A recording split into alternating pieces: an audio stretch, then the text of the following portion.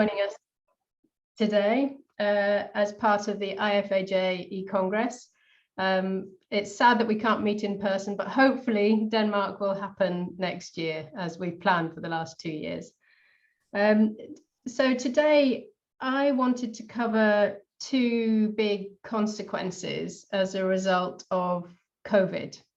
So two of the big things that have affected our rural communities are the obvious one, agriculture, but also rural young people, and the two are very linked. So we're going to have a discussion amongst some panelists. So 3 of our 6 panelists are here, and maybe the other 3 have got confused about the time zones, because I know Claire is here too. And Claire, hi Claire. So we have 4 of our 6 panelists, and then towards the latter part of this session, we're going to ask Jodie Gunders from Queensland in Australia to tell us about the IFAJ Caterpillar bursary that she was awarded. And she'll talk to us about her project and what she found. So we will do that towards the end of the session. But to start with, I'm going to ask our 4 panelists who are present, and then the other 2 when they join, to tell us a little bit about themselves. So we have from the USA, Wyatt, who is a rancher, a communicator and a journalist. We have Jodie from Queensland in Australia, who is a producer with ABC. We have Claire McCormack, who is a rural affairs and agriculture correspondent in Ireland. And we have Fionn Stora-Jones, who is very involved with rural young people and is based in Brussels, but originates from Wales in the UK. So Wyatt, I'm going to ask you to just introduce yourself. Hello, everyone. I'm Wyatt Bechtel. I'm from the United States. I'm here in Kansas City, Kansas, very center part of the country. Live in a community of 2.1 million where I'm at during the week. But on weekends, I spend my time on my family's ranch, where we have a population of about 2,300 people in the closest community, and we live 15 miles from that town. So we're pretty rural where we're at in Kansas. Cattle outpopulate people in my area like 13 to 1 in the entire county. And that's just in terms of cow-calf. So my family ranch is there. We do what we call custom grazing. We take in cattle from customers around the country. They are yearling cattle, so they'll be grazed on us for 90 to 120 days and then sent to larger feedlots to be finished out for fattening. And right now we are shipping out the remaining cattle that we have for that part of our operation. And then we also take in, we also have 120 head of commercial Angus cows that my father and brother look after the remainder of the time. My job, I am a former ag journalist, worked for Farm Journal Media and Vance Publishing here in the United States, covering the beef and dairy industries for approximately 6.5 years, transitioned into ag marketing, worked with a PR agency out of Wisconsin, but I get to work remotely, fortunately. And most of my clients are on the livestock side of things, in cattle, dairy, and sheep and goats that I work for. And a lot of my job is working with editors in media relations, pitching them stories and writing some content that's placed for them and bylined by some of our experts that I work with. Thank you, Wyatt. And Jodie, over to you.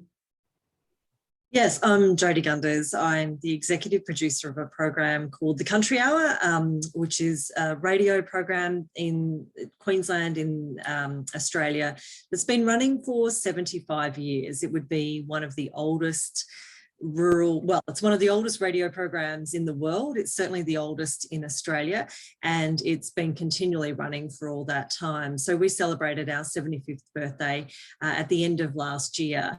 So we broadcast on radio, it's rural news, but we also do television and online stories and broadcasting as well, and social media. So our goal is to get rural stories to broader audiences. And I'm based in a city, I think you can call it a city, of about 130,000, just south of Brisbane, southwest of Brisbane. And we have a very broad range of agricultural industries here. So we have a lot of cropping here. We have sheep, cattle, pigs, chickens, everything pretty much. It's a really amazing place to live and work in rural industries. Thank you, Jodie. And Claire?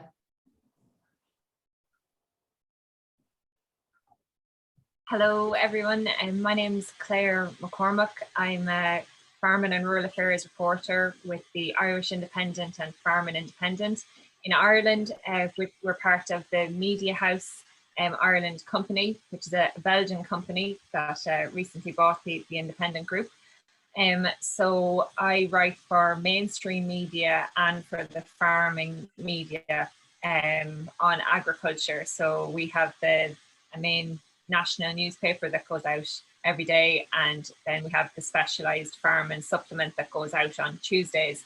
So I write on farming across both platforms and online as well. I cover all aspects of agriculture from across the sectors.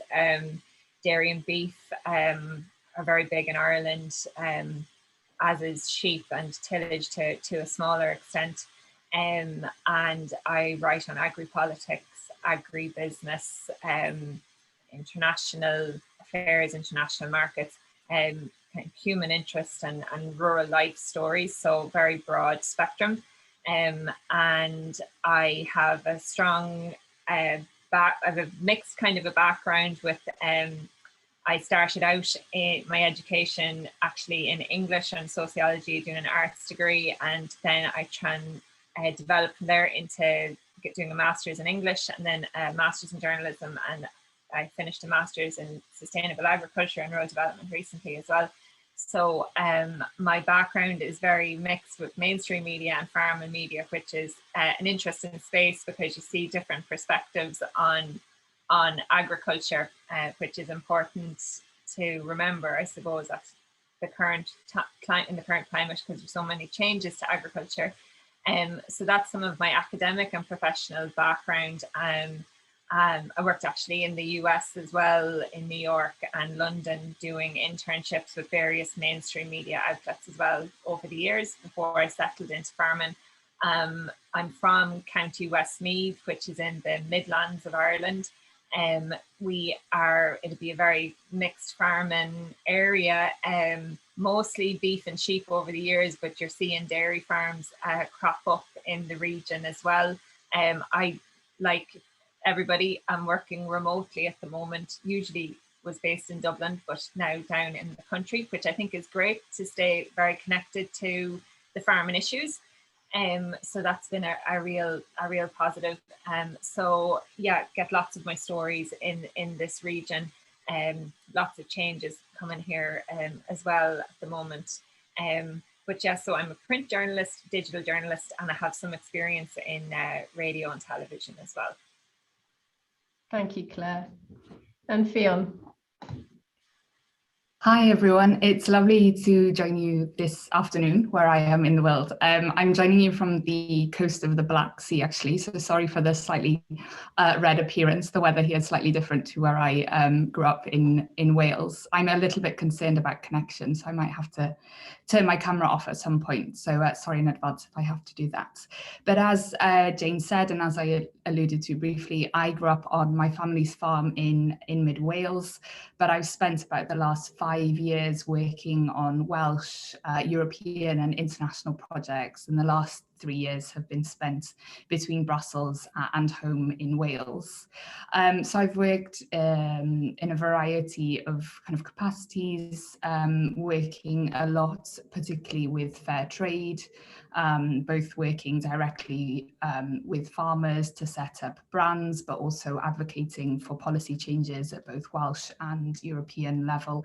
I've also, in the last couple of years, been working freelance, supporting different agricultural projects in Wales. As I'm sure you all know, there's quite a lot of change happening in Wales because of Brexit, and all that change is going to have a huge impact on our Welsh rural and agricultural communities. So there's lots going on there that I've been part of, and I work across sectors, if you like. I work in global health, I work in kind of civil space and civil action, in policy influence. I'm really interested in kind of how all of this fits together, food and farming, but also economics and health.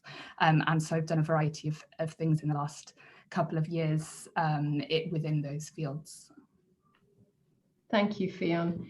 And I wanted to let our panelists introduce themselves first before I introduce myself. So I'm Jane Craigie and I'm your moderator for today. And I am the British representative for the IFAJ executive, and I sit on the British Guild of Agricultural Journalists Council. And I run a marketing and communications agency based in Scotland. And I think stimulated by my travels with IFAJ, which if any of you haven't been to an IFAJ Congress, then please come. It just opens up the world to you on so many levels. But one of the catalysts for me from my travels with IFAJ was my concern about the loss of young people from rural places. And when we lose young people, we lose the energy and the ideas, and also the potential new recruits into agriculture and other rural jobs. And so I thought today it was very fitting to talk about rural young people because they are so important to our sector. They're also important to the future of journalism. But also during the pandemic, I ran a number of conversations with this community to talk about how COVID was affecting agriculture. So things like labor shortages, logistics, and we're all still seeing the legacy of this now. So what I wanted to do, and unfortunately Emmanuel from Liberia and Pulak from Bangladesh haven't joined us yet, but I will introduce them when they do. But what I wanted to look at first was really to explore what we think the challenges and opportunities are going forward as a result of COVID, because it's highlighted the importance of our food sector, the food system itself, the farmers that produce it, but also our young people. And I know some of you have more interest in agriculture and some of you have more interest in young people. So I will direct the questions accordingly. And anybody in the audience, if you have any questions, please put them into chat and Hugh and I will keep an eye on those questions and answer them for you. So I'm going to start by asking each of you, we'll start with rural young people.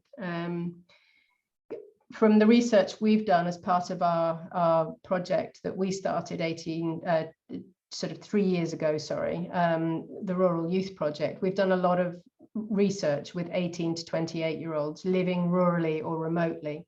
And some of the research that we did during COVID demonstrated two important things. One was how anxious they are about the future.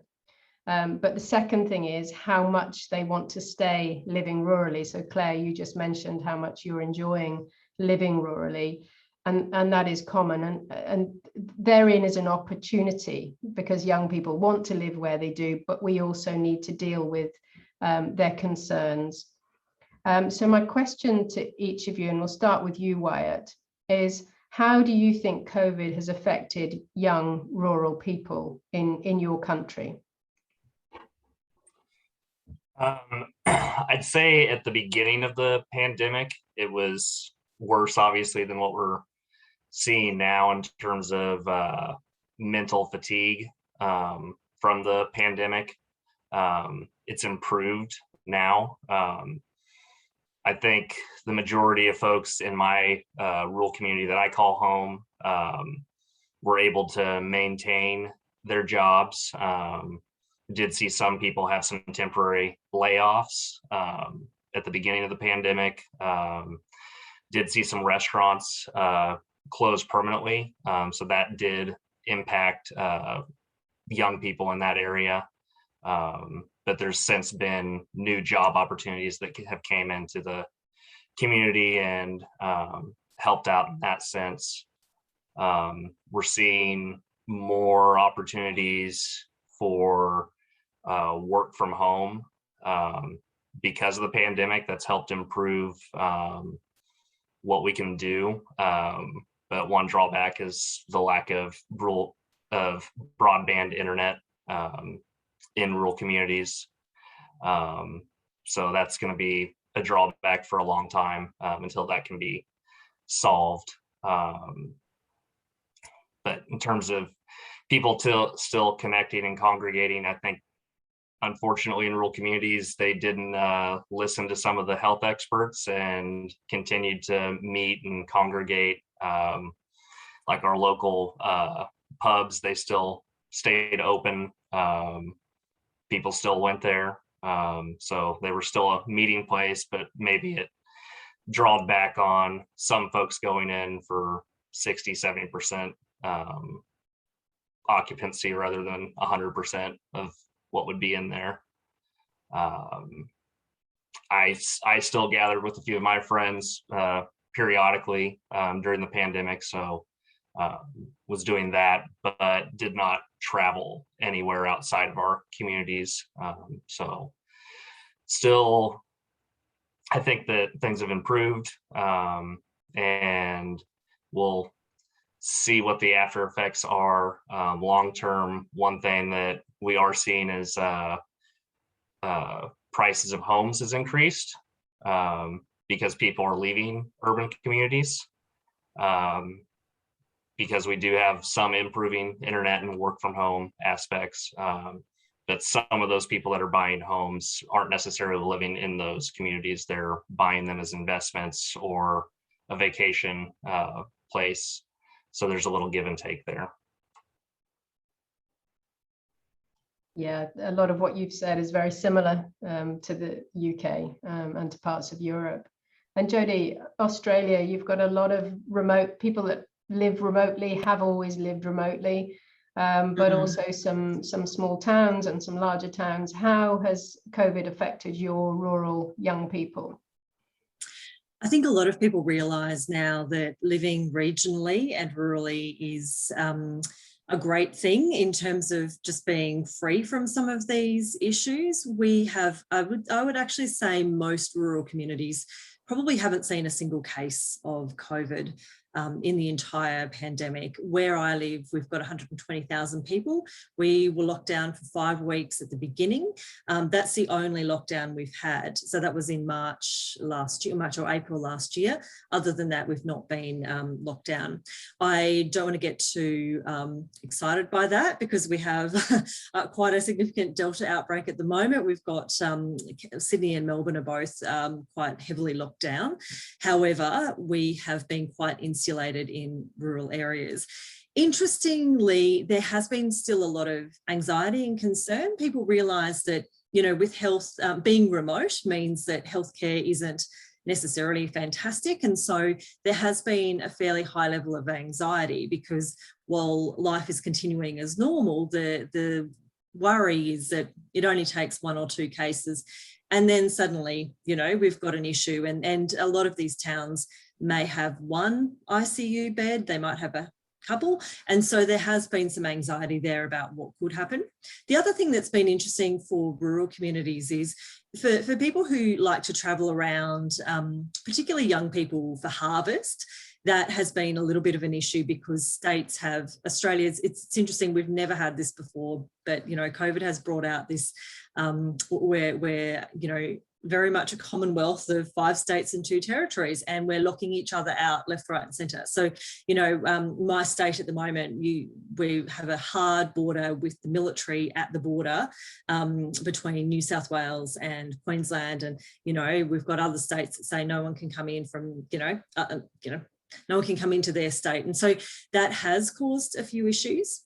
One of the things that I'll mention too is because we have had such a hard border this entire time, it's been very difficult to get our, you know, usual seasonal workers out to Australia, the people who come, you know, for holidays and do harvest work.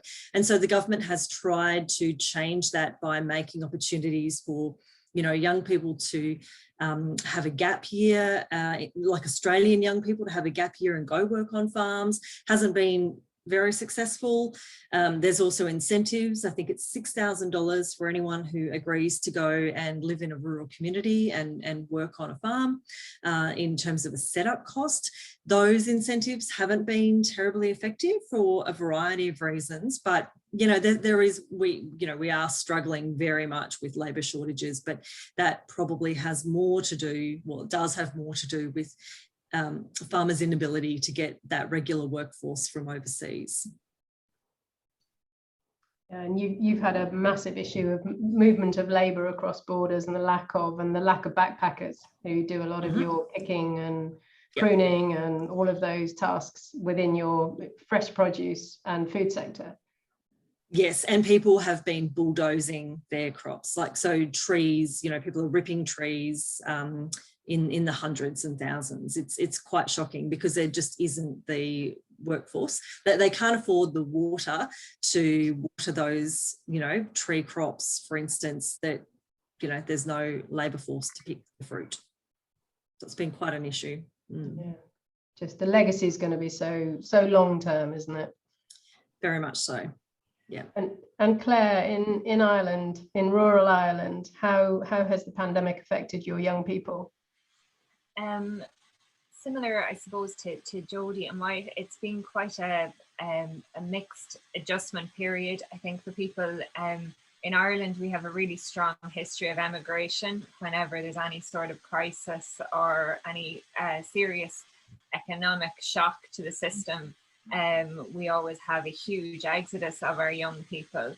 So comparing the COVID pandemic to, say, the financial crash of the late noughties and into the 2010s, it's been very different, because usually young people pack their bags and they go to the farms in Australia, or they go to the US or to Canada or New Zealand, and you know, they don't allow the crisis to stop them from trying out different things.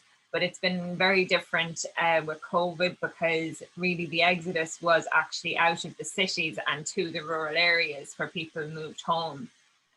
So that's been a really big shift. And that has been, you know, there's been positives and negatives to that for young people. And again, it's really different, the impact, I think, in urban areas and rural areas, because we have done studies, you know, short-term research here has shown that young people have been disproportionately affected, and the anxiety issue is huge.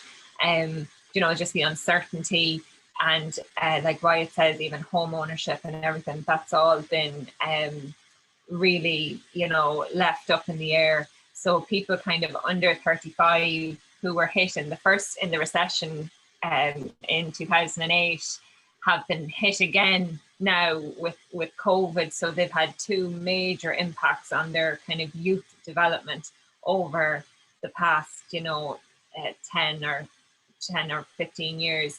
So that's been a really challenging and just adjustment period for people.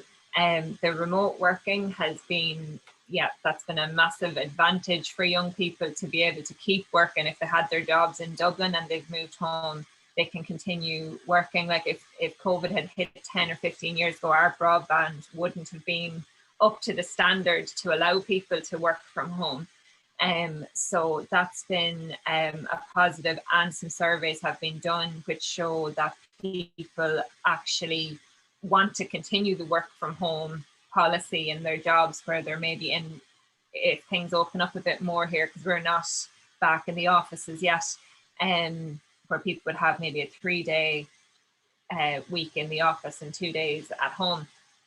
So that gives young people probably more flexibility there. Farmers are obviously delighted that their sons and daughters have come home, because there's that extra labour available on the farms, definitely, to help. So that has been positive. And, you know, a lot of the young farmers would be delighted to be at home for that period and to help out. One real positive, I think, that has come out of it is remote learning. So again, some surveys were done this summer with our universities here, and they did a survey with 50,000 students, and the vast majority said that they want a blended learning approach, basically, to continue, where they can access their lectures online so that they can watch lectures back, so that they take out the long commute, because a lot of our universities are not in rural areas. They're based in Dublin and Cork and Galway, the big cities.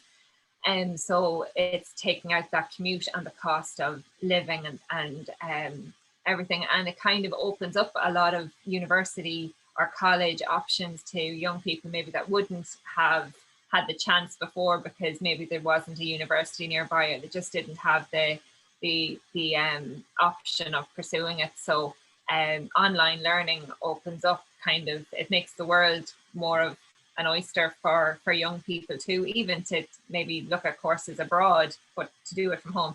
The biggest impact, I would say, has been the impact on social lives. Again, it's been an adjustment for people. Young people are doing a lot more activities outside. Some of the sports clubs have actually benefited from it, where the young people would have gone to the cities and wouldn't have been able to play football for the local club during the week, or, you know, they wouldn't have been able to play for their community clubs, are now playing for those clubs, and those clubs are doing really well. So that's another silver lining among it. But I think definitely the anxiety and the uncertainty about what lies ahead is a big issue, and home ownership I can see becoming a big problem for young people. Just the access to housing now is really, really tough. Yeah, and I think, Claire, that picks up on a problem that already existed, that housing is expensive for young people, irrespective of COVID. So it's made a difficult situation worse. Fionn, during the pandemic, you undertook a survey in Wales amongst rural young people. And you're also based in Brussels, so you have got a European perspective as well. What do you think the main challenges have been, but also maybe start to touch on the positives? What do you think the opportunities might be going forward? Yeah, absolutely. I think, you know, we have heard from young people from kind of almost every corner of the world now. And I think the challenges have all been quite similar in a sense, particularly for rural areas.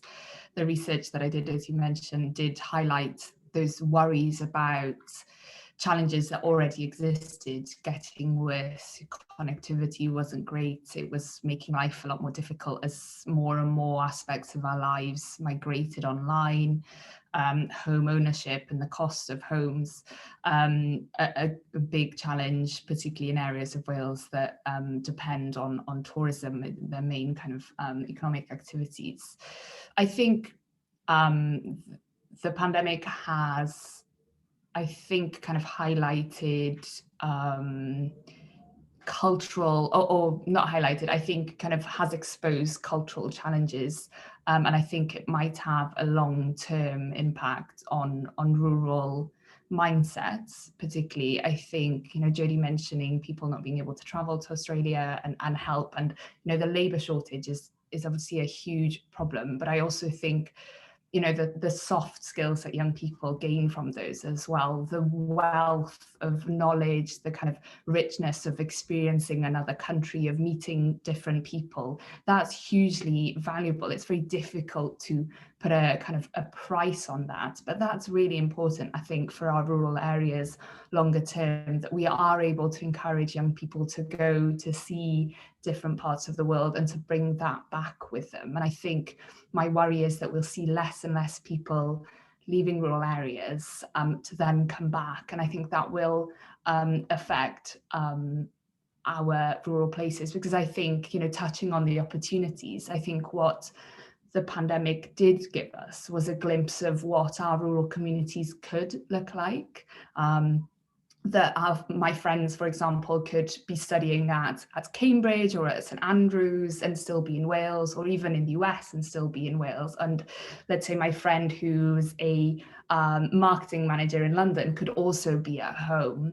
And that gave us a feeling of, oh, wow, this is a completely different place when our young people are all here doing all of their variety of activities. What could it look like in the future if we improved connectivity, if we had rural working hubs, if we had affordable housing so that they could all live here? I think another thing that the pandemic put a stop to maybe was that movement of people back and forth, and not necessarily for me, for example, between Brussels and the farm, but also between Cardiff and Mid Wales, or between London and Mid Wales.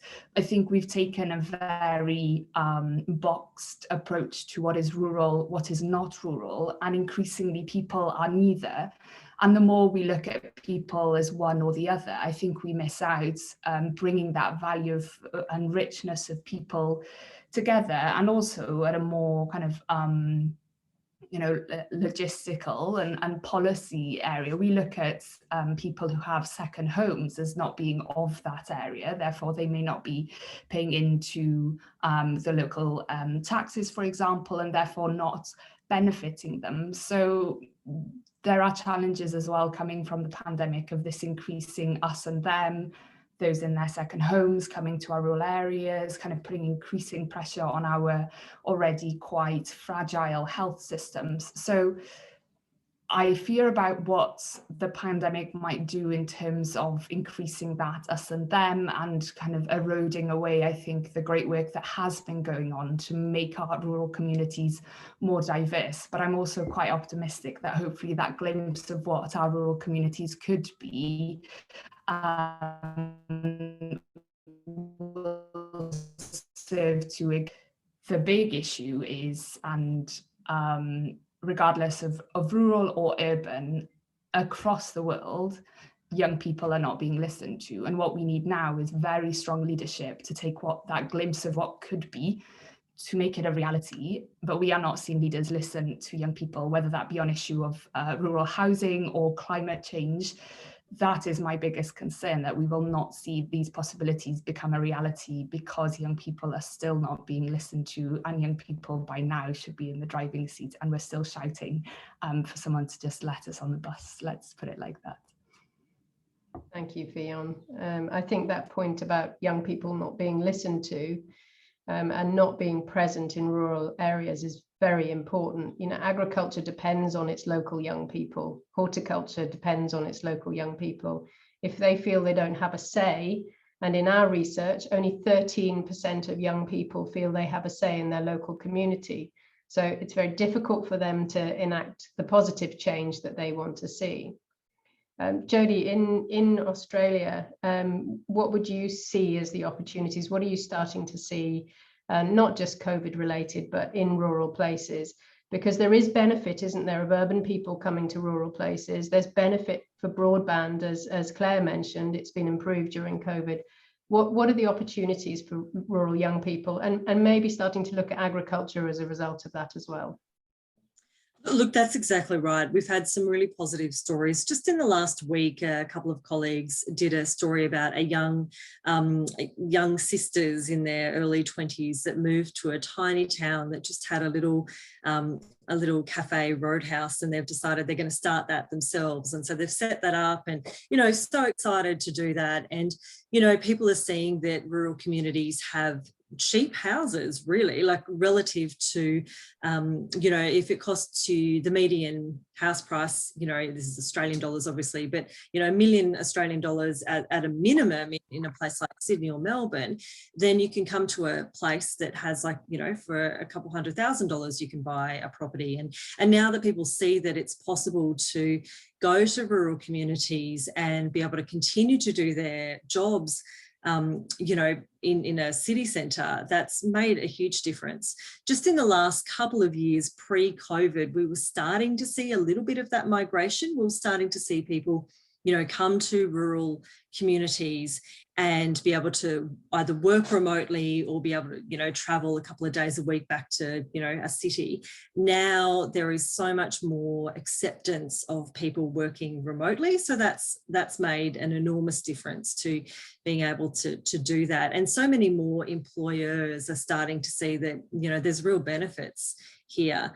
The organisation I work for, the Australian Broadcasting Corporation, you know, we now have a policy that we want people to be able to have a work from home option. So post-COVID, this will become, you know, more the norm.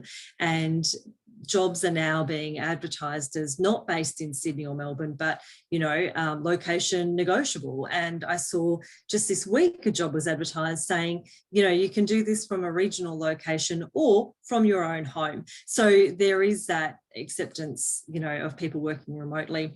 And just from our point of view as well, there's an acknowledgement that it's beneficial to have the input of people from rural communities because it adds to the diversity of opinions that you get in a business. And so the ABC that I work for, you know, we've had in the past a huge percentage of our workforce based in Sydney. And naturally, you'll get people who are just sort of thinking, you know, about issues that concern Sydney, whereas the more people who are working in the regional areas, the better. So we are seeing those opportunities. What we do need to have, what needs to catch up is educational opportunities in rural communities. We need healthcare to be improved in rural communities, especially young families moving out to rural locations. They want to know that there will be, you know, opportunities for them. And I think one of the issues we have in Australia is pre-COVID, we had terrible bushfires, we've had years of drought. And so all of those things have already impacted the jobs that are available. And it's not just the jobs that are available, it's people's perceptions of what's happening. Rural industries, I think, struggle with putting forward a positive, you know, image of their industries. And really, agriculture is one of the biggest employers in this country. There are so many opportunities, there are so many jobs, and yet a lot of young people in cities just see the bad things because they see the media coverage of drought or they see coverage of, you know, things going wrong. And so it's really important, I think, that those of us who work in agriculture really advocate for it as a real positive and get people out to these communities. But COVID has helped in that, and it's made it more attractive for people to go to rural communities. Yeah, that's so heartening to hear some of that, and I think also there's opportunities from, you know, urban people coming to rural areas.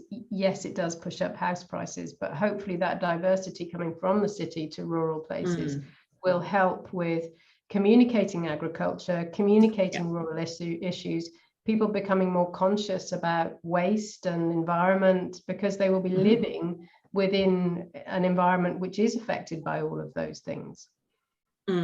That's right. And I mean, I'll get to this when I talk about my project over at the BBC. But one of the things I learned there is that rural communities benefit when people in cities and urban areas understand what life is like for them. And so the more people you have migrating across to rural areas, the better it is for everyone. And then you don't have that real city-country divide that we often see. Yeah. And Wyatt, what opportunities do you see going forward for young people in rural areas? Yeah, from an opportunity standpoint that we have in the US, there's maybe not the brick and mortar stores that we used to see that line Main Street, but we're seeing people doing online boutiques, selling their crafts on Etsy, those type of things, selling meat to people online, and they can open themselves up to a wider audience than what they have there in their rural community. So seeing more of that, especially during the pandemic, we saw a lot of people getting into the local meat sales, having cattle or hogs butchered locally, and then getting into marketing quarters, halves of beef, even selling some individual cuts. That's something that from the pandemic came about, and I think it's going to be a continuing trend, and people will be buying beef that may not be locally sourced, but they know where it came from, in essence. And we're seeing more meat processing facilities that are being proposed in smaller communities. There was a lack of packing space, and that was evident during the pandemic when we saw shutdowns in April, May, June of last year. So that's going to be an opportunity for some areas of the country. From a farming aspect, opportunities are going to be limited for younger people because of the access to capital to buy property. I was considering at one point moving back and buying some land, maybe close to my family's, to move back at some point. That's looking like it could be less of a possibility because of increased interest from outside investors, people that may not necessarily live and work on the land. They're buying it for an investment or for hunting property. Our area is known for white-tailed deer, and we'll have hunters from around the country even come to our family's ranch. And word's gotten out to other folks, and that's kind of driven up land rates during the pandemic. Before the pandemic, property prices for grazing land was around $1,800 an acre, which is still high. You can't really make a living off of that. But it's since risen to $2,300 on average, and in some cases, $2,800 for better grass. And a piece of ground that was 5 miles from my family's house that was only, I think, 30 acres, brought like $6,200 per acre, which that's, no one's making a living off of that. Yeah, so you're painting a picture of a complex situation. And Claire, Wyatt touched on, as did Jody, on entrepreneurship. So there have been some really good examples of people becoming entrepreneurial, taking opportunities as a result of the pandemic. And in our rural youth project, we've seen a lot of young people start up businesses because they've been forced home, they've moved away from their jobs, lost their jobs, and been really entrepreneurial. What are you seeing in Ireland? Yeah, we're probably seeing the early stages of that. Probably this summer would be probably the best example of it, because people couldn't travel or opted not to travel because of COVID. There was a lot of domestic tourism, and some examples would be locally people set up, you know, outdoor coffee shops, and they set up bike facilities to rent bikes to go cycling on the canals. So people definitely took the opportunity to encourage more people to come to the areas and to drive more rural tourism, and then to try and capitalize on that by setting up their own kind of tourism, recreational type of businesses, and they've been going really well. So you know, there's actually big buzz in communities that this, you know, that would be pretty dormant really a lot of the time of the year. So that's kind of one example. Another example would be even rural festivals that would usually be on physical cultural festivals that would be on in the region. Young people got involved in them and made them work online. So we had virtual festivals. For example, this year we had a festival I'm involved in celebrating the Irish poet and author Oliver Goldsmith. And it's actually one of the oldest literary festivals in the country, and we did it all online this year. And again, it was just a few of us came together with whatever expertise we had and made it work. So people are definitely being entrepreneurial. They don't want to, like Winston Churchill said, you know, don't waste a good crisis. You know, they're trying to make the most out of it and to stay active and to keep that kind of social fabric alive as well. But I would imagine that is really going to come to the fore over the next couple of years, because really the pandemic has actually slowed people down a lot. And if people had ideas going around in their mind of different, you know, things that they wanted to invent or ideas that they wanted to pursue, the pandemic, COVID has forced everyone to kind of slow down and consider, like, how would I go about this? And also for those fortunate to keep their jobs and everything during COVID, because there's been a lack of spending, people actually have a bit more money in some instances, and then they're willing to make those investments. So I would say, yeah, that's definitely a trend that will grow. We'd have a strong track record on entrepreneurial startups in Ireland, but it's definitely something, yeah, that I can see going further. Yeah. And Claire, while you're on, we'll move a little bit on to agriculture. So there have been a lot of challenges, so logistics, supply, labour, and it's been the same the world over. But there's also been a lot of increase, certainly in the Western world, in eating whole foods, cooking at home, because food service has been shut. What have you seen in Ireland, the challenges and the opportunities for agriculture as a result of the pandemic?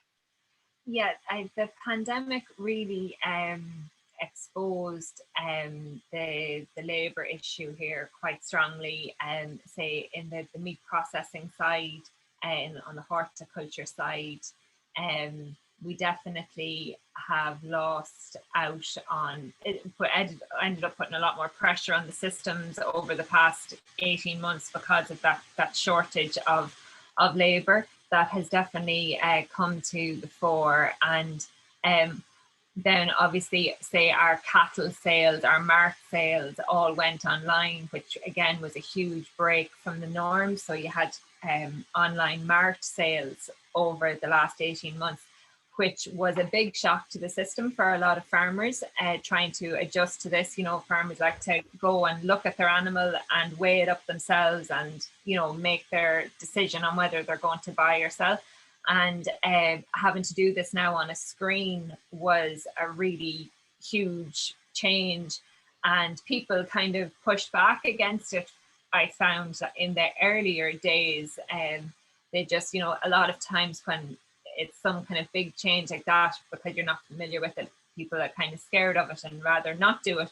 But actually, eventually, a lot more farmers embraced the technology and embraced all the efficiencies then it brought to their working lives. You know, the time that was saved, the effort, the energy that was saved by opting to go for that, using that online sale. So that has had mostly positive, I would say. The feedback on, say, the live mart sales has been mostly good, and has created a new industry, a new sector. And like we say about the entrepreneurialism, like you would have seen a lot of that kind of creativity coming to the fore on that side of things with the sales. One of the probably the negatives, I'd say, of the technology side is that farmers are so love, you know, going for the farmer meetings, the discussion groups, the farm organization meetings, meetings with the department, just going to the mart and talking to the farmers and kind of sharing knowledge and ideas and everything. And especially at the moment when you have the new CAP, new Common Agricultural Policy being developed in Europe, and there's so many changes coming with climate mitigation strategies and the refocus on the environment, that farmers would probably say that they don't feel that they can engage in that debate when it's all webinars and online conferences and online meetings, and they may not feel just as comfortable with the technology. So, and you know, the departments and the authorities are aware of that, and I suppose it's about trying to come up with a solution that also adheres to the public health guidelines. But I would feel that there is farmers in a way have felt quite silenced and removed from debate on massive issues that are going to have huge implications for our production systems during COVID. So it's been really unfortunate, the timing of COVID, not that the time would ever be good, but like the timing of it has been really unfortunate for agriculture in that way, because there are so many changes and challenges, and farmers probably feel they can't engage with these really, really important issues that really need the farmers' input. So that would be, one of the big kind of impacts in addition to the labor side. Yeah, and you pick up on an important cultural point as well. You know, that some cultures actually getting together and talking together, like in your culture, in the Irish community, that's such an important part. In other parts, maybe like Australia, where people are used to living and working remotely, and their communities are extended over thousands of miles sometimes, then it's maybe less of an issue. So it's important for policymakers to understand that when they're creating policy for farming. It's a really important point. Yeah, it's absolutely here. It's very much peer-to-peer learning. Even in your journalism, when you're writing it wanting the farmer to take something from it. Like it's very much farmers want to learn from other farmers, and it's all about that kind of shared experience, and they trust what another farmer, or they'll challenge another farmer, but they want to be very much part of the conversation. It's not a top, they want the bottom up approach, not the top down. So that social fabric, that's been a really tricky one, and I don't really know how we're going to get around that at the moment. Like, while there is some reopening and we have some farm walks and marts open to a certain extent, it's still pretty strict, Yeah, that's such an important point. And Fionn, Wales, Brussels, you wear a lot of hats, but you're also very passionate about fairness in our food systems. How do you think the pandemic, how will it leave us? That's a big question. But I think just kind of adding to what Claire said, for us in Wales as well, this is probably the biggest change for agriculture that we will see in decades in terms of agricultural policy. And I think Claire's comment about the Common Agricultural Policy being part of civil society and representing civil society in Brussels itself, we've seen that space for dialogue shrink quite massively in the city itself. And so for those that are so far from the epicenter of policy making, be that from Brussels,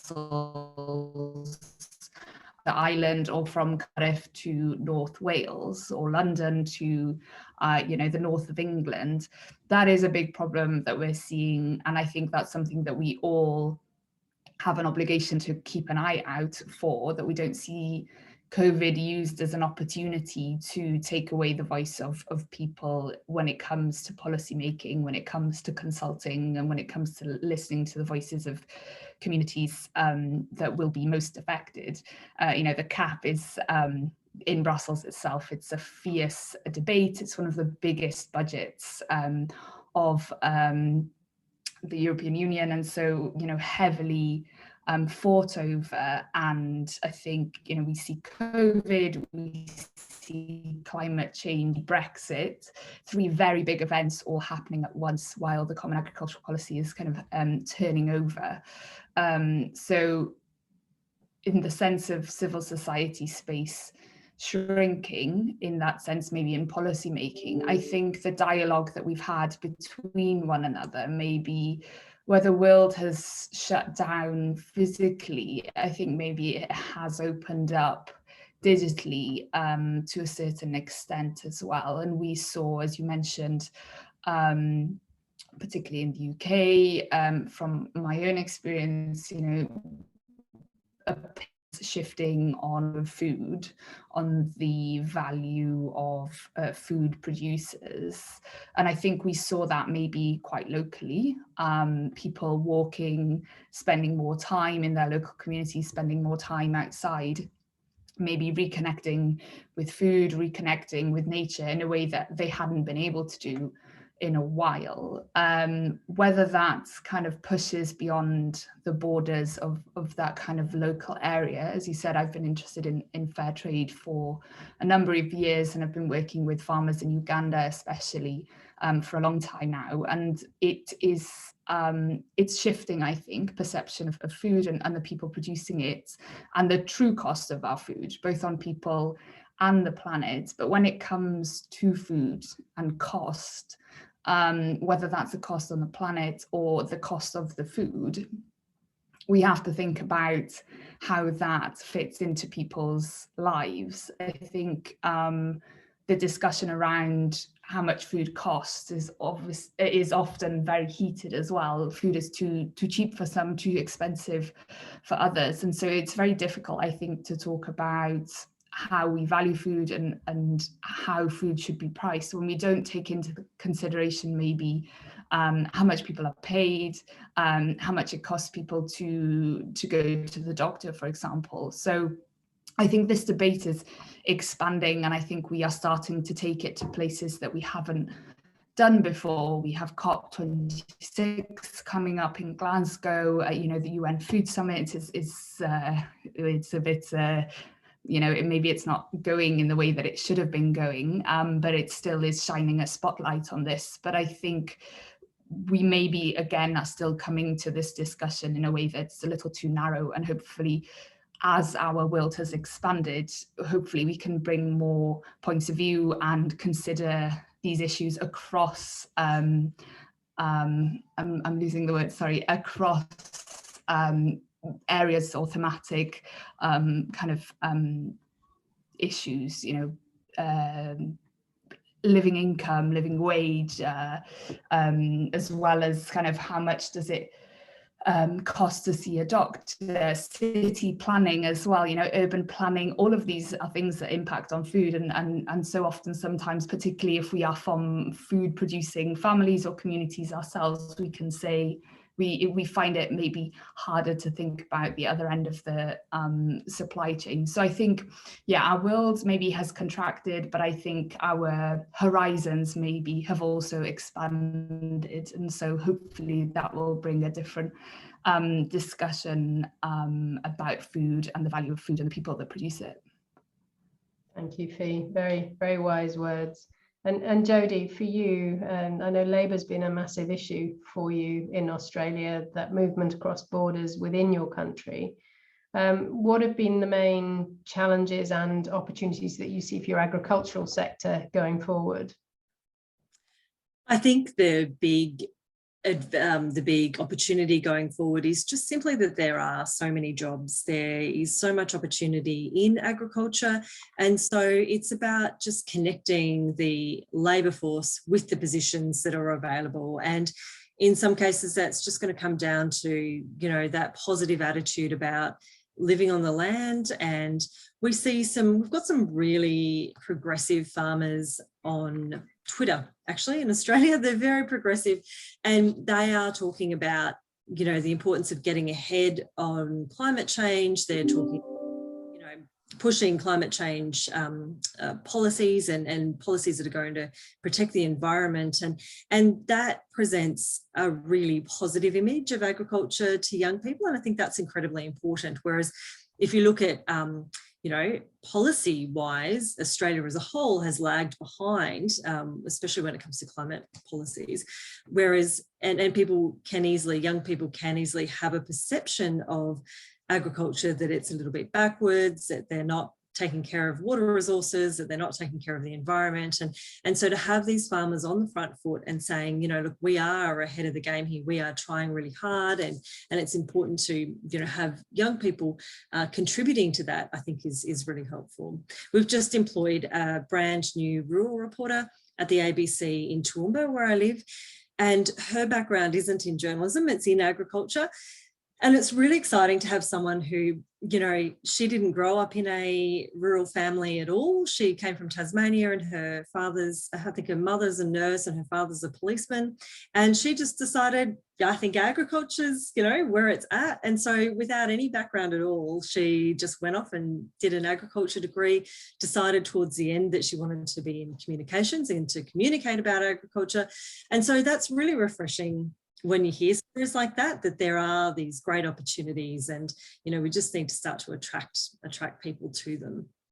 That's such a lovely point to make. And I'm going to ask a question. There's been quite a lot of questions in the chat about young people coming into journalism, and also people taking leadership, young people taking leadership in journalism. So what are your thoughts on that, Jodie? You've mentioned a young woman that's been inspired to come into it, and that's probably a lot in part to do with ABC and the quality of what you output. But what do you think the opportunities are for young people in journalism going forward? In rural journalism particularly, I think that we, my colleagues and I who are involved in recruitment of rural journalists, we are really keen to get more people into rural journalism who don't necessarily have a traditional journalism background. We're really keen to get people who have an agricultural background, because what we find is a lot of our rural journalists, they come through, they get a job as a rural journalist because they need a job. There's not a lot of jobs in journalism, so they might just be attracted to the fact that, you know, there's a job going, so they'll apply for it. And some of these people are very good, and they, you know, some do become really passionate about agriculture. For some, it is just a stepping stone to, you know, mainstream news.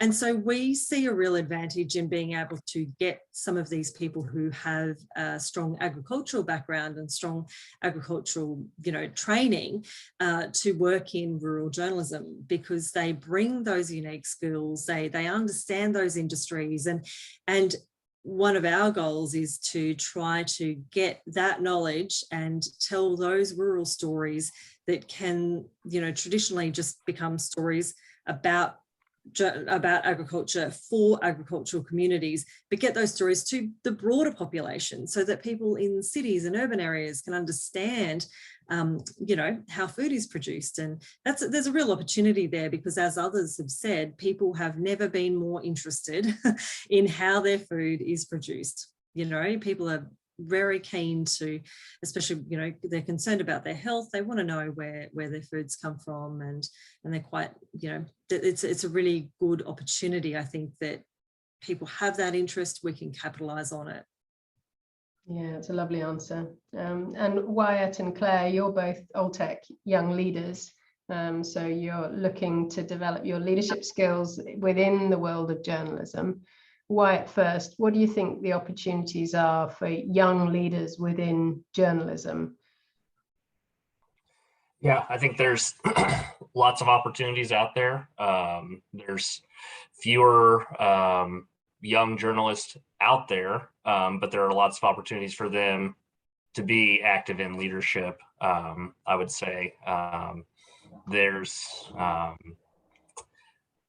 plenty of those at home here in the US for myself with the trade organizations that we have. And then looking at IFAJ, seeing some of the comments there that we've got majority of the folks that are on the leadership team participated in the Young Leaders program. So I think that's been a good way to help cultivate that next generation. When we look at it from the standpoint of getting more people involved in journalism at the rural level or agricultural level, in the US, I'd say there's been enough consolidation within publications in the last 20 years that we're seeing fewer opportunities for young people to take a position as an editor. That's unfortunately why I'm no longer in journalism, because there's fewer opportunities out there. But from a reporting in your own rural community, it seems like there's still support for local newspapers, local publications there in rural America still. My hometown, we still have a thriving newspaper that covers 2 counties, and there's more people on staff there than I can remember when I was growing up 15, 20 years ago. So I think there is some potential from a rural community coverage standpoint. Agriculture, maybe not so much, just because of the consolidation we see in pubs and within the industry. Yeah, some great points you've made there. And Claire, you're another Old Tech young leader, and you've got a great career ahead of you. How has the program helped you, and what do you think the opportunities are for young leaders like yourself going forward in journalism? Well, I think first of all, with the program, it's incredible to be able to engage and hear stories from other agricultural journalists over the entire world, and to see where the similarities and the connections, where the problems and the opportunities are. It's really fantastic, and it's actually, it can be reassuring in ways, because sometimes you think, some maybe problems with, the volume of agriculture journalists. Is it just a problem in Ireland? But like, when you hear other people speaking about the challenge of agricultural journalism in other countries, it's just kind of reassuring in a way that it's a broader problem. But then how do we address it? And I would see that like the young leaders of this course almost have a duty to kind of to tell students and young journalists, or anyone interested in English and from a farming background or rural background, to just make them aware of the opportunity of agricultural journalism and rural journalism that's out there. Coming from a mainstream media background and having experienced that for a number of years, and then going into agriculture, it is absolutely such an amazing sector to cover, because it's so diverse, it's so progressive in ways that people in the general public often don't realize, in its adoption of technology, and just the community feel to it. While it's really, really political and complicated, complex policy and everything, it's a really terrific sector educationally to learn from, and it's so scientific based now. There's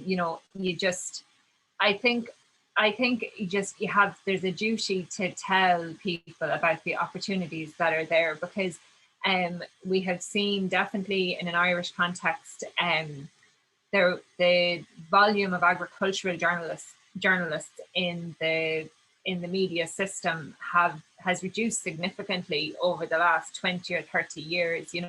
When agriculture was really taken off in Ireland in the 70s, when we joined the European Economic Area, you had a huge, in the 70s and 80s, you had a big volume of agricultural journalists, farming correspondents in mainstream media. And that's not there anymore. Even our national broadcaster at the moment, RTE, doesn't have an agricultural correspondent.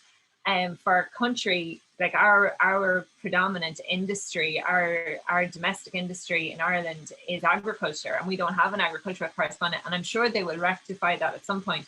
But the fact that we've gone a number of months now without an agriculture correspondent is astounding when you think of everything that's happening for agriculture right now. So I think there's huge opportunities in it. I think it's about banging the door down.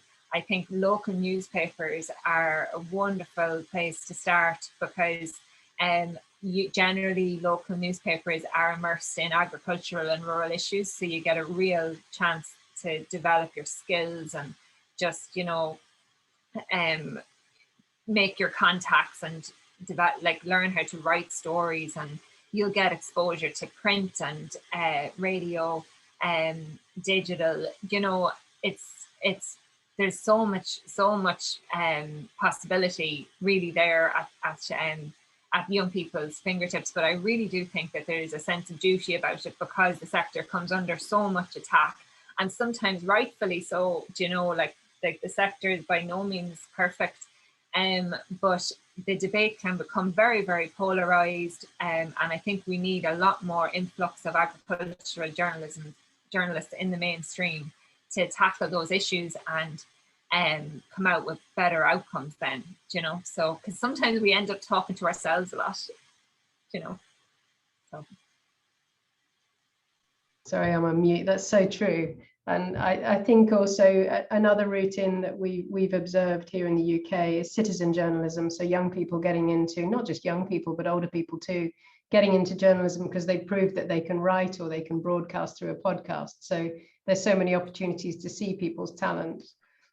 I'm conscious of time, and I'm also conscious that Jodie, it's about 1:45 in the morning in Australia.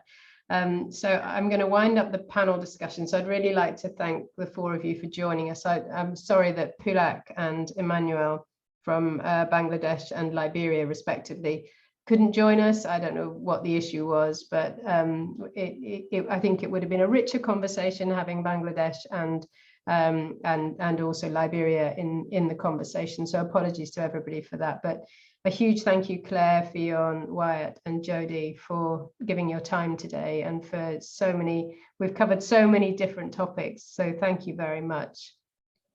And I'm going to hand over to Jodie now. So Jodie, I'm sorry that it's 1:45 in the morning for you, but Jodie was awarded, so you've heard about the Alltech Young Leaders Programme that the IFAJ and also the masterclass that the IFAJ gets involved with. Jodie was awarded another opportunity, which was the IFAJ Caterpillar Award, and you went to look at rural journalism or rural broadcasting by comparing the ABC and the BBC. So I'm going to hand over to you to tell us more about what you found. Thank you, Jodie. Thank you. Look, it was a really interesting trip. The proposal I put forward was to compare public broadcasting or public sector broadcasting with, you know, the ABC, which is our national broadcaster, and the BBC, obviously another national broadcaster. And so I wanted to see how things were done, you know, in the UK, particularly because we were in a real state of change. So about 6 years ago now, we had a national rural department for the ABC, and that was disbanded and it was brought into another department, which was just broadly regional and local, which encompassed just regular local radio and a number of other areas. So we lost that national manager of our ABC rural department, but we still had the rural journalists. So we didn't lose any jobs in terms of the actual rural journalists, for the most part at least. But it presented this challenge because we needed to try to maintain the integrity of what we do and had done for 75 years, but also we needed to take advantage of the opportunity that this gave us, because in the past we were very much doing radio for the most part. So we had a lot of reporters doing radio. They were broadcasting for the most part rural content for rural audiences. And I felt that this gave us an opportunity. There were some, you know, there was some concern about it, that it would dilute our rural content, but also we saw that there was some potential benefits as well. So that was being able to, broadcast on different platforms and get more of our stories into the mainstream. So I put forward that proposal, which was fortunately successful. And even more fortunate, I was able to actually get out of the country and get to the UK just in time. I travelled in early March last year. It was getting very hairy just at that time. Wasn't quite sure what was going to happen. No one could have really predicted what did happen, but I remember booking my flights on the Sunday to fly on the Tuesday, because I just wanted to wait, and I was checking case numbers there and case numbers here. And anyway, I got over there and spent a week in Bristol. And while I was there, it was fantastic. It was about just, a week or two before things really shut down. So I was extremely lucky to get there and be able to have that opportunity. I spent time with the two key programs at the BBC Rural Affairs unit, Farming Today radio program that's broadcast on Radio 4, and also Country File television program, which is broadcast obviously in prime time and gets a very large audience. And it was very interesting. On my very first day, I turned up at an editorial meeting and found editorial meetings quite similar to our editorial meeting. It's felt very familiar. I felt, I could even contribute to some of their editorial discussions. But then I went away and had a meeting with the head of Rural Affairs, and right from the outset, he said to me, he goes, "We at the BBC don't make any programs for rural audiences specifically, not a thing. We make rural programs for broader audiences. So we are creating specialist rural content for everybody." That was a very big shift from what we do, because we do, still make rural programs and rural content that is specifically targeted to rural audiences. So that was a little bit of a challenge for me just there, trying to sort of reconcile what is done at the BBC to what we do at the ABC, and thinking, do we need to be heading in this direction to some extent? What are the benefits of that? What are some of the potential disadvantages of heading in that direction? And so I spoke to a number of people about how things are done there and the differences. And one of the things I found was, Country File, for instance, they said to me very clearly when I, spoke with that team, that if Country File was broadcast just for rural audiences, it wouldn't be in prime time for a start, and it wouldn't get anywhere near the audience that it does. And so what they at Country File say to rural communities is that, even though I think they'll, there's criticism, people call it towny file, it's a bit too, town focused, but they make the argument to rural communities that it is beneficial for them to have urban people in cities engaged in what happens on the farm. So even though they're not having those rural programs made specifically for them and about their issues, there is a benefit in having urban audiences understand life in the country. And so I went back to the ABC and did a bit of a comparison in my report, and it's really interesting. So it made me realise just how unique what we have in Australia is. So right now we have 55 full-time, specifically rural journalists working for the ABC, 55 of them. They create rural programs each day. We have rural reports out on local radio every single morning across the country. We have 1 hour country hour programs. There's one in every state. So each state has its own specific 1 hour of rural content on radio. We also have those reporters now as multi-platform reporters. So those reporters are making television programs as well. They're doing TV reports into local television bulletins, and they have opportunities, huge opportunities in the digital space as well. We have a specific rural portal, so abc.net.au/rural is just rural content. And so it made me very much aware of what we have and how amazing that is, because we are, you know, I know that the BBC struggles with funding, but we joke at the ABC that we would love to have the BBC's problems when it comes to funding, because we have less funding. So it is amazing still that we have all of that energy and commitment still in the rural space. So the question is now what we do with that. And so I put together this report. I was then involved in the, off the back of that, I was asked to lead the 75-year anniversary celebrations for ABC Rural. So I did that last December, and that was a really amazing opportunity to really showcase to the rest of the ABC and the country what it is that we do, and that long legacy, that 75 years of history in telling rural stories, which was great. What came out of that was I was then asked to use the report that I did for the IFAJ and turn that into a strategy for ABC Rural for the next 5 years. So that's what I'm working on at the moment. And it's been a really amazing opportunity to be able to really focus on what we do well, but what we want to do well in the future.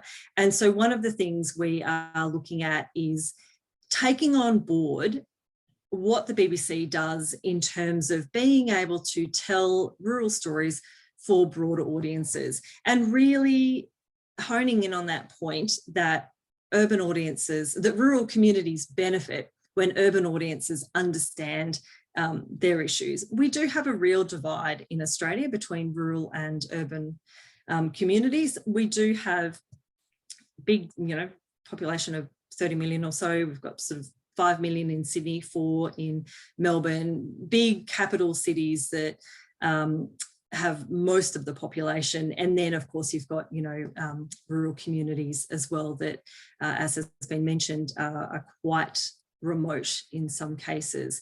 And so it is important that those people do, we need people in cities to understand rural issues, because it's important that, you know, that there's no misunderstandings. And I think there are a lot of misunderstandings, and other people have mentioned this as well. We find that we're often frustrated as rural journalists in the ABC when, you know, a report is done or a documentary is made by our journalist colleagues in a capital city in Sydney, because not that there's anything necessarily wrong with their report, it's not inaccurate, but there's just not a lot of nuance. It's very much a story sometimes that has been created by journalists who live in a city, and they're just not exposed to the nuances and the issues and the complexities of some of these rural issues. And those are the stories that we're able to tell, because we are living and working in rural communities. All our rural journalists are. We're living and working in rural communities. And so we feel like we can tell those stories and make them matter, not just for rural communities, but also for urban audiences. So that's the challenge we face. One of the things we want to do is, without any extra budget and with limited resources, we want to make sure that we are continuing to tell rural stories for rural communities, chiefly on radio. So radio is the platform where we do have primarily a rural audience listening to us. Most of our country hour programs aren't broadcast into metro into cities. Some of them are, but for the most part they're not. So that gives us the opportunity to continue to really focus on rural communities and tell those stories for them. We don't need to dilute it down. We can get into the intricacies of, you know, trade and, you know, extension and those things that really matter to them. But we can also devote a lot of our time and attention to telling rural stories and making sure that they have a big audience, and the platforms where we can do that, you know, for the most part is on television and online. And so we see real benefit in having rural journalists championing those stories. So you know, we want rural journalists to be doing a lot of climate change stories and environment stories and water use stories, and so trade stories. So instead of, you know, we've had a lot of issues with China trade, and so we can have a business reporter tell those stories, but that'll have, you know, a certain business angle, which is fine. But what we can offer as rural specialists is we can tell those stories from a really rural perspective and make sure that people, you know, in urban areas understand exactly what it means, you know, when China bans a commodity overnight. And so we get to tell those stories and make sure that we've got a big audience. So I think that that's the sort of conclusion that we came to, was that, you know, it is important that that rationale for deliberately pitching rural programs to urban audiences is a sound one, but at the same time, it made me realise just how fortunate we are to have a very large team of rural specialists, which I believe is unique in the world. And so and also because we are, you know, we're not commercial, we aren't quite, you know, we're not subject to the same rationalisation that we're seeing in commercial media. So we do have that luxury of having, you know, a good number of journalists working in this space.